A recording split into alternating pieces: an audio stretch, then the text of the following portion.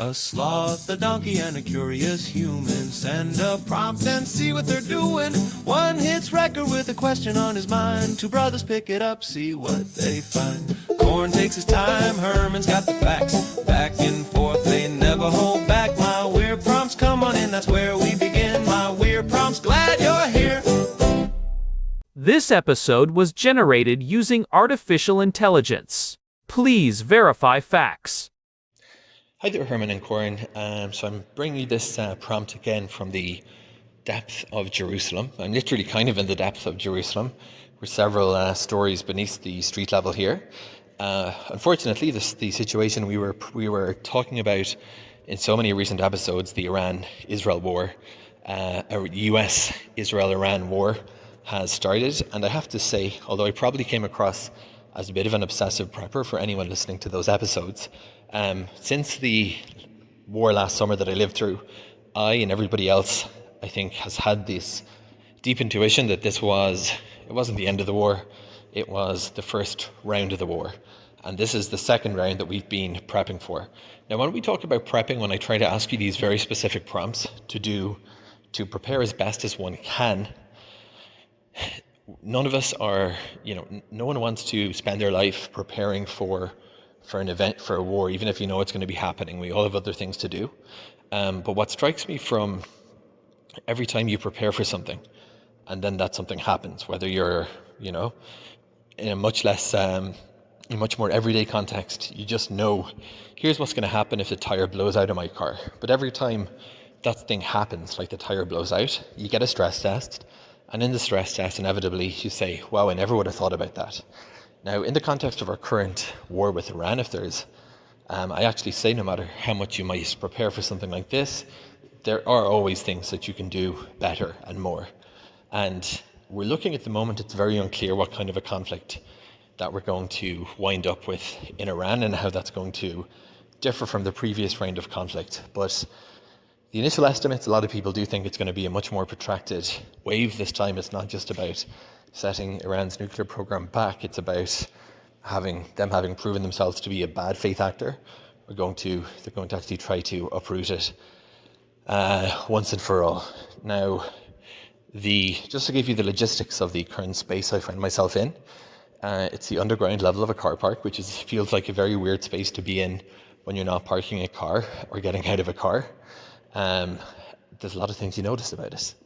And there's a designated safe room that is the most structurally secure part of the building. And thanks to my travel router, the Gleanet that I mentioned before, which is something I never expected to be used for this purpose, the safe room has a Ethernet line, which is intended for exactly this purpose. But there's just an empty Ethernet port, so it's thanks to my router that there is reception and we can get the alerts and watch the news. Now, between the alerts, we're able to move around the floor, and stretching your legs really makes things so much more manageable. I'm doing a few rounds, as you can probably hear, around and around the car park, just to stretch my legs. But then we've already had about 10 alerts this morning that there is missile fire in your area. And when those alerts go, you need to run straight back into shelter. The reason we're staying here is because, like many Israelis, we don't have a building shelter, and we don't have enough time between our house and this shelter to get there in time. So we really don't have much of a choice but to camp out here. So I have a few questions, again, very specific ones, Herman and Corin, but relative to this situation. The first is, if one wanted to have a better internet preparedness posture, the little Gleanet router puts out internet for approximately 10 meters, give or take. Now, when I set up a Wi-Fi access point the last time, an enterprise EAP, it went significantly further, but it required power over Ethernet. And unfortunately, the main learning is in these situations you can't rely on anything else, including sometimes the authorities. There's once again no power in the safe room. So there are sockets in the wall, but none of them work. Sadly, this was the case the last time as well. So to get a proper Wi-Fi network or to get something that extends a bit further than 10 meters, and to get a proper power supply. We talked about power stations before, but my two questions are specifically within this category of routers that can run off a battery. Is there anything that couples the router with an actual proper access point that will actually extend the network a greater distance than 10 meters? Because we're optimizing here not for speed but for reach, so that we can be a little bit more portable in where we go to. And the second question is regarding the power station we had before. We already covered that in a separate episode, but if you do find yourself in a situation where you're in a place and there's no AC power, these days and increasingly so in the future, USB-C is going to be your best friend. There's going to be, most of your things can be charged off of USB-C, and I think it's a good reason actually to have all your rechargeables for preparedness, like a torchlight or a flashlight, all USB-C powered, so you don't have to worry about packing different cables. So if you were to put together a backpack containing a really good router with a very wide powerful access point, even if it was a heavier and bulkier unit from Glynet or someone else, alongside a better battery supply, what would be your go-to Rex? Over to you two. Hey everyone, welcome back to my weird prompts. I'm Corn, and I'm here with my brother, the man who has more Ethernet cables in his junk drawer than most people have socks. Herman Poppleberry here, and Corn. That is a gross understatement. I have categorized those cables by category, shielding, and twist rate. But today, we are putting the nerdery to a very serious use. We are diving deep into some critical networking specs for a listener in a tough spot. That is right. Today's prompt comes from Daniel, who is reaching out from a pretty intense situation in Jerusalem. It is February 28th, 2026, and Daniel is currently hunkered down in a safe room. He is dealing with the ongoing realities of the conflict there, and he is hitting some very specific, very frustrating technical walls with his emergency internet setup. It is a high-stakes environment for a tech problem, that is for sure. When you are in a safe room, or a mamad as they call them there, you are basically sitting inside a box of reinforced concrete designed to withstand blasts. That is great for physical safety, but it is an absolute nightmare for radio frequency signals.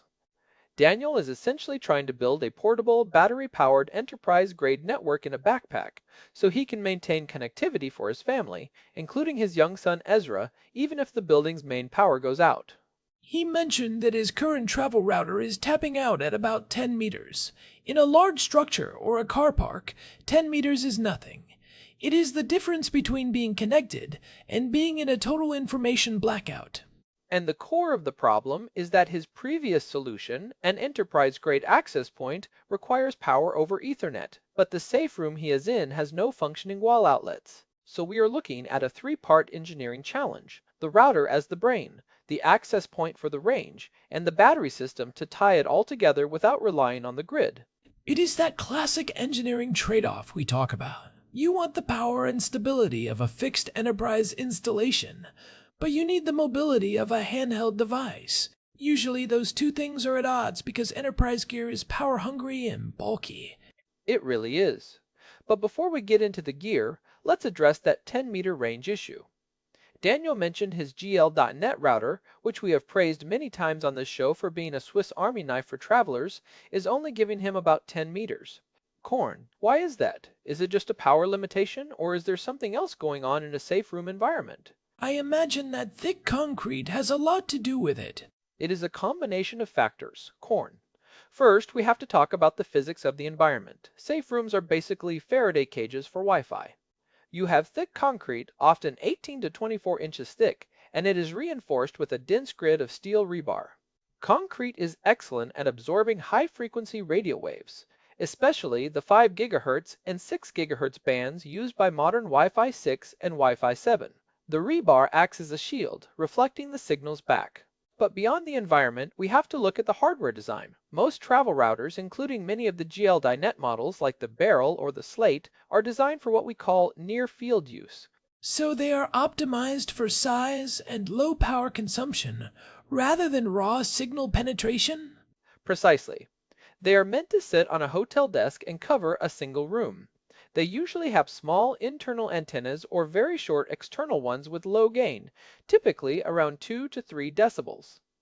When you talk about range, you are really talking about two things: the transmit power of the router and the sensitivity of the antennas to hear the return signal from your phone or laptop. Travel routers are often capped at lower transmit powers to keep them from overheating in those tiny plastic shells. If you push too much power through a tiny chip in a tiny box, it throttles or melts. Enterprise access points, on the other hand, are designed to shout over the noise and, more importantly, listen very intently with high-gain antenna arrays. So Daniel's 10-meter limit is likely the router struggling to push through even one or two walls, or just running out of steam in a large open car park like the one he described. That is it. In an open car park, you also have the issue of the noise floor. If there are other routers nearby, or even just a lot of metal cars reflecting signals, a low-power travel router gets drowned out. If he wants to reach beyond that 10-meter bubble, he needs an access point with higher gain antennas and better signal processing. But as he noted, those high-performance units almost always expect 48-volt power over Ethernet, or PoE. Okay, so let's talk about the enterprise access point side of this. If you are building a backpack kit, what kind of access point are we looking at? Daniel mentioned an EAP, which usually refers to the TP-Linko model line, but there is also the Ubiquiti, Unify gear. What provides the most bang for your buck regarding range in a portable form factor in 2026? If range is the absolute priority over raw speed, which Daniel explicitly mentioned, I would look at the Ubiquiti Unify U7 mesh or the older U6 mesh. Despite the name, the mesh models are fantastic standalone access points. They are shaped like a small cylinder, about the size of a soda can, which makes them incredibly backpack-friendly compared to the giant smoke detector-style discs that are meant to be bolted to a ceiling. And do these mesh or long-range models actually live up to the hype? They do, because they use a more sophisticated antenna array. The U7 mesh, for example, supports Wi-Fi 7, which includes a feature called multi-link operation. But even if Daniel is using older devices, these units have a 4x4 MIMO, that is multiple input, multiple output antenna setup. They can shape the beam toward the client device.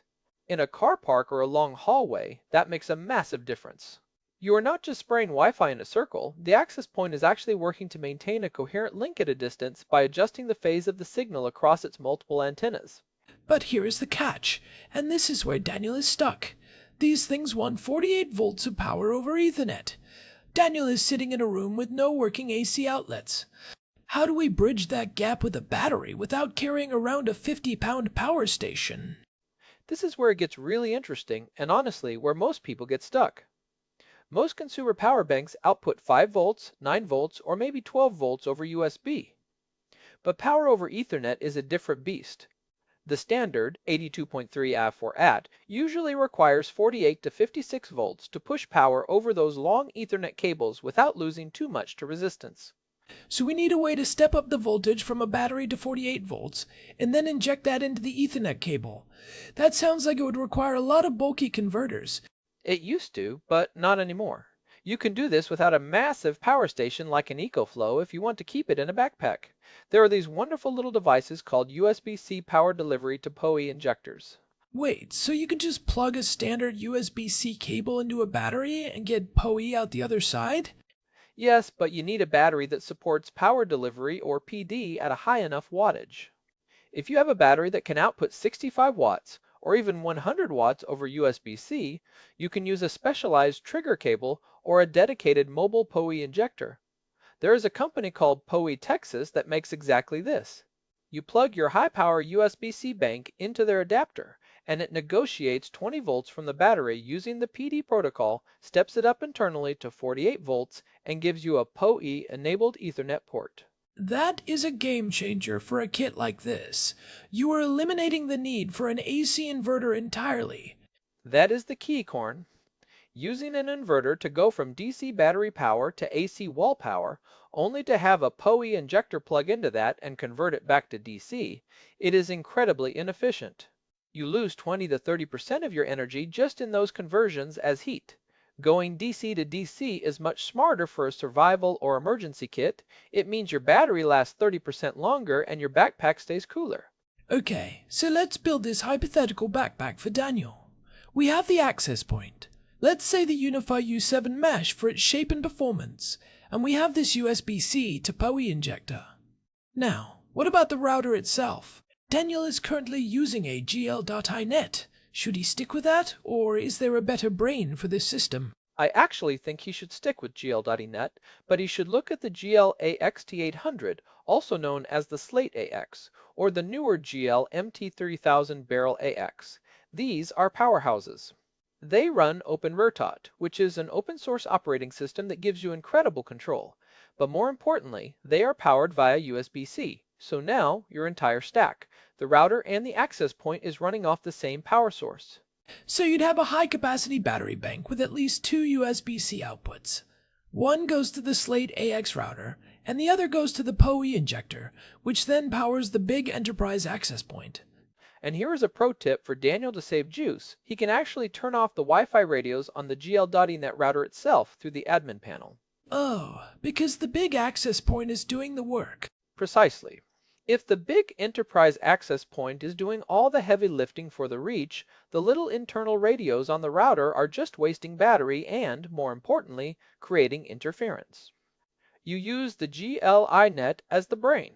It handles the firewall, the VPN, the DHCP, and the connection to the internet. And you let the enterprise AP be the mouth and ears that talks to the devices far away. That makes total sense.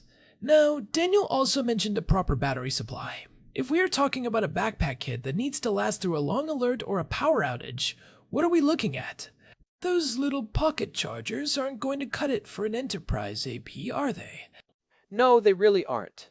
An enterprise access point under load can pull 10 to 15 watts. The router pulls another 5 to 10 watts. So you are looking at a constant draw of maybe 20 to 25 watts. A standard 10,000 mAh phone charger will be dead in about 2 hours because of the voltage conversion losses.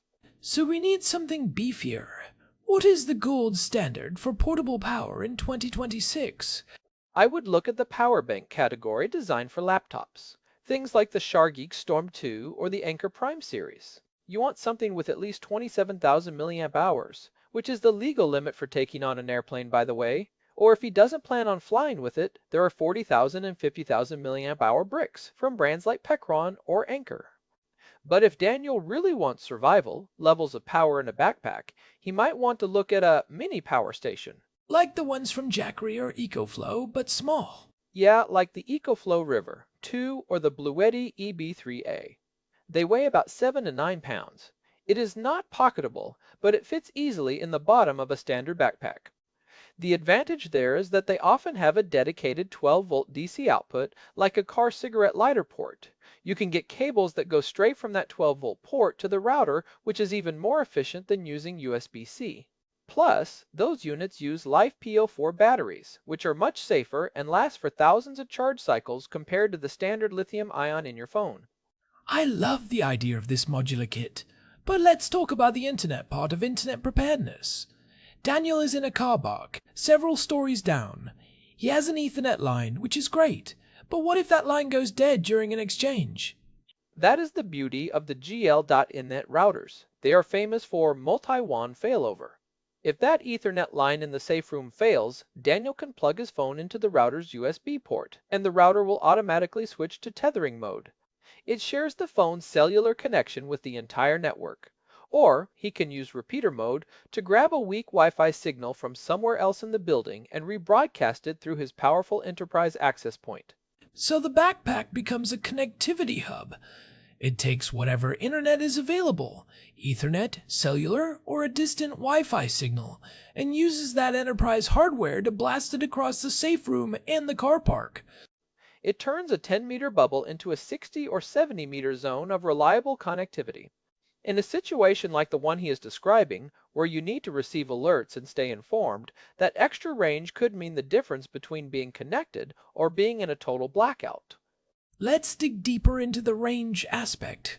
Daniel mentioned he wants to extend the network's reach beyond 10 meters. We talked about the hardware, but what about the placement? If he is in a concrete car park, where does he put this backpack? This is a great point. Height is your friend. If he can hang that enterprise access point as high as possible, Maybe using a magnetic mount or even just a hook on a pillar, he will get much better line of sight. Wi-Fi at these frequencies behaves a bit like light.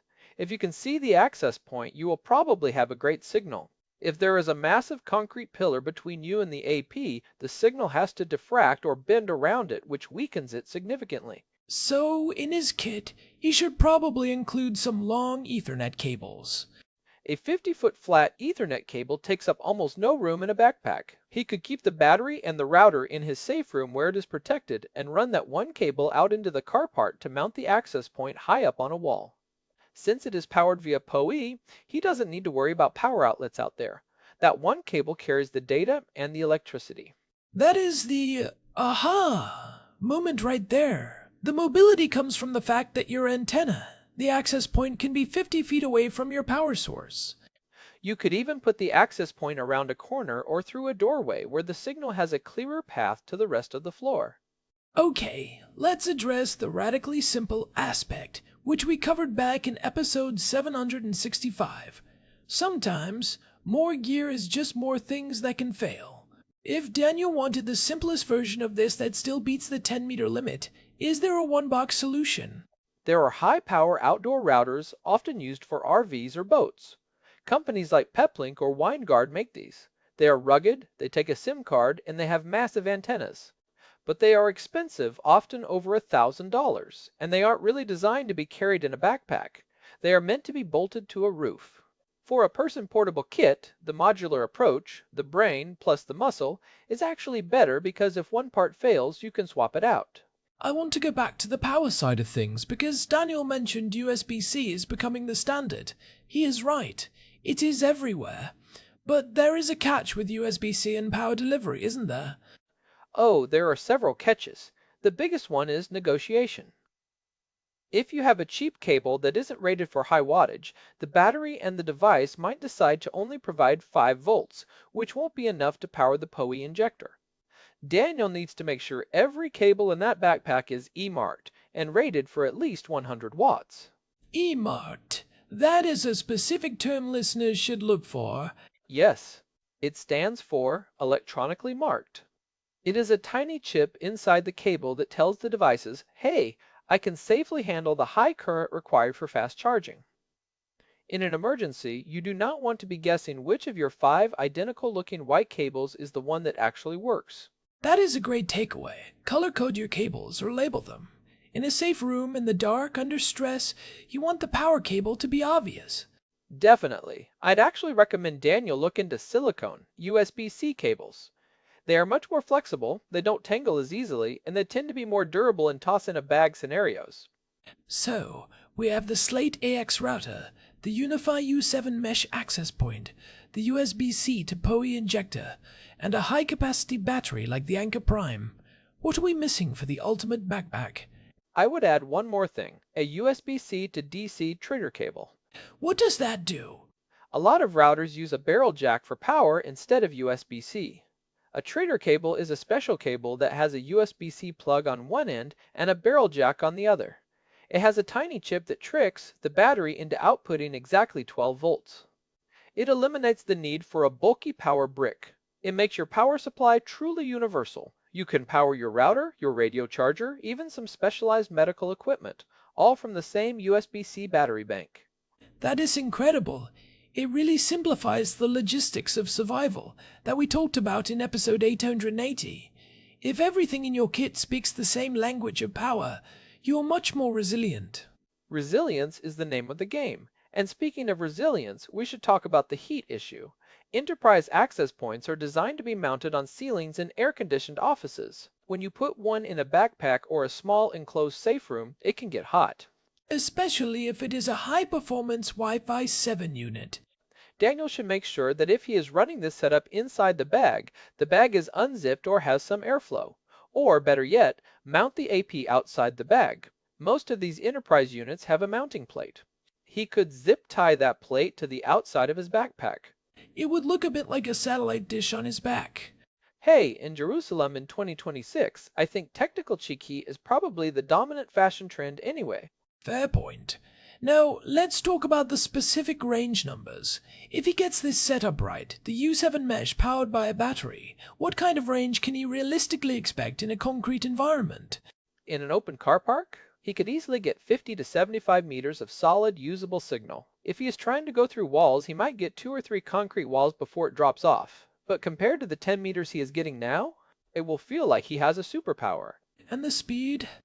Even with a battery-powered setup, he could hit several hundred megabits per second if the source internet is fast enough. But as he said, he is optimizing for reach.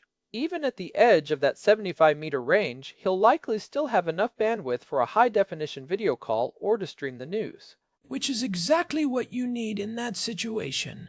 You need to know what is happening outside your bubble. And there is one more benefit to this enterprise AP approach. They are much better at handling interference. In a crowded area where everyone is using their own little travel routers or hotspots, the airwaves get very noisy. It is like trying to have a conversation in a loud bar. And the Enterprise gear is like a high-quality noise-canceling headset? Kind of.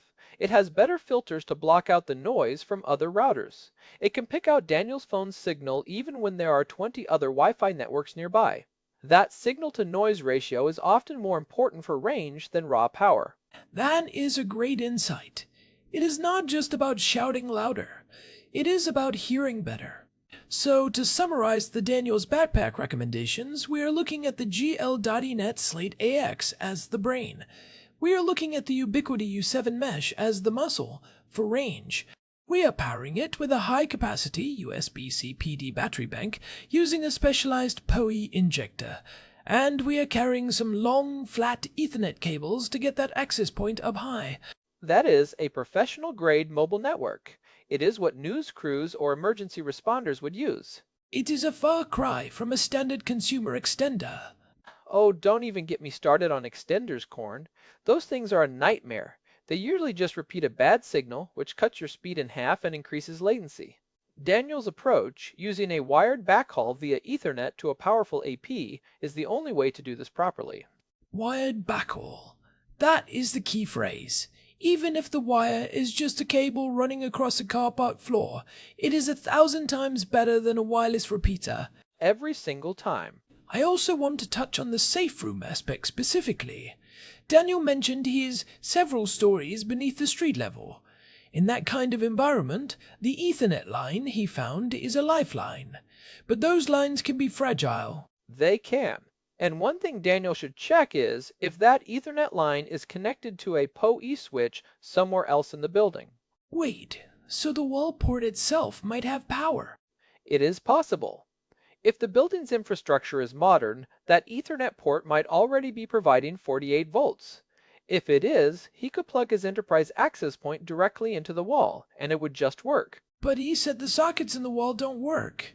He likely meant the AC power sockets. Often, the low voltage. Systems like Ethernet and emergency lighting are on a different circuit or have their own battery backups. It is worth him plugging in his router and seeing if it lights up without a power cable. It is a long shot, but in a survival situation, you test every lead. That is a great point. Don't assume the dead wall means everything is dead. But assuming it is dead, our battery-powered plan is the way to go. Herman, you mentioned the Slate AX router. I know GL.net just released the Flint 2, which is much more powerful. Is that too big for a backpack? The Flint 2 is about the size of a large hardcover book. It is definitely backpack-able, but it is not as toss-and-go as the Slate.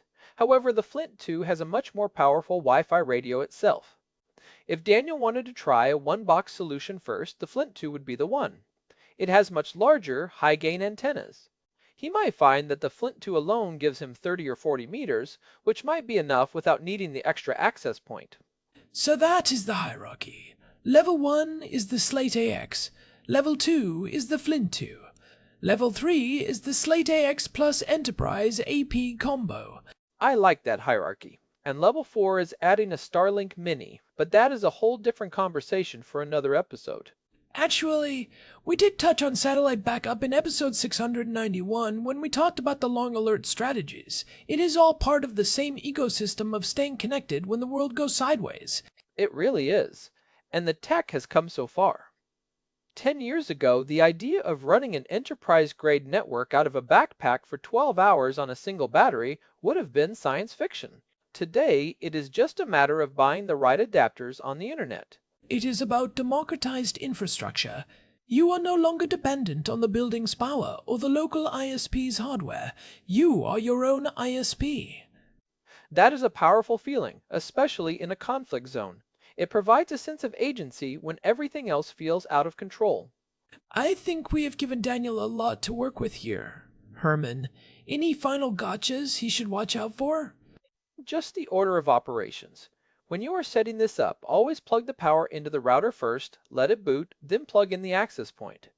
Sometimes, if you try to draw all that power at once, the battery's safety cut off might trip because it thinks there is a short circuit. Oh, that is a classic nerd trap. It is. Why won't it turn on? Because you tried to start the whole engine at once instead of one cylinder at a time. Good tip. And also, keep an eye on those firmware updates. If he is using an enterprise AP, he might need a controller to set it up. That is a very important point. Most enterprise APs from Ubiquiti or TP-Link expect a controller software to be running somewhere. But Daniel can actually set them up in standalone mode using a mobile app on his phone. He doesn't need a dedicated server in his backpack. Okay, that is crucial. He can just use the Unify app or the Omada app to configure the AP once, and then it will remember those settings forever. Set it up at home when you have power and a calm environment. Test it. Make sure your phone connects automatically. Then, when you are in the safe room and the alerts are going off, all you have to do is plug in 2 cables and you are online. Train like you fight, as the saying goes. Precisely. Well, this has been a fascinating dive into the UX of survival, networking. Daniel, we hope this helps you stay connected and stay safe out there in Jerusalem. It sounds like you are doing all the right things, just hitting some of those last-mile hardware limitations. Yeah, and hey, give our best to Hannah and little Ezra. We are thinking of you guys. Definitely. It is a lot to handle, especially with a young son. Having reliable internet isn't just a tech hobby in that situation. It is a vital utility for the family. Before we wrap up, I want to remind everyone that if you are finding these deep dives useful, whether you are building a survival kit or just trying to fix your home, Wi-Fi, we would really appreciate a review on Spotify or Apple Podcasts. It genuinely helps the show reach more people who might need this kind of info. It really does. And you can find the full archive of our episodes, all 873 of them, at myweirdprompts.com. We have covered everything from emergency SOPs to the physics of pager alerts. If you have a question or a weird prompt of your own, you can reach us at show@myweirdprompts.com or use the contact form on the website. We love hearing from you, especially if, it is from the depths of a safe room. Our music is generated with Suno, which continues to blow our minds with how far AI audio has come. It really has. Alright, I think that covers it for today. This has been My Weird Prompts. Stay safe, stay connected, and we will talk to you in the next one. Goodbye, everyone. This episode was generated using Gemini Flash 3. Text-to-speech engine was Chatterbox. Thanks for listening to our